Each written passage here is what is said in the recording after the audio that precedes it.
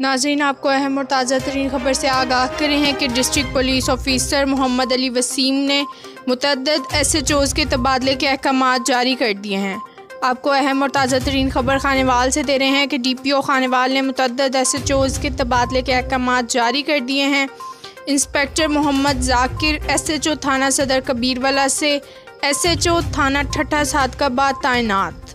Sub inspector Shaukat Ali SHO थाना ठट्ठा सादकाबाद से SHO थाना सदर कबीरवाला तैनात।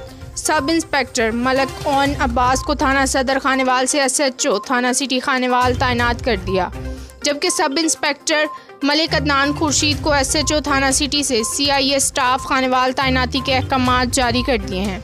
ये थी अब तक की लोकल व्यूज़ ताज़ा तरीन। मज़ीद किसी भी खबर से बाखबर रहने के लिए हमारे चैनल लोकल व्यूज़ TV को ज़रूर सब्सक्राइब करें। वीडियो पसंद आई हो तो लाइक और शेयर ज़रूर करें।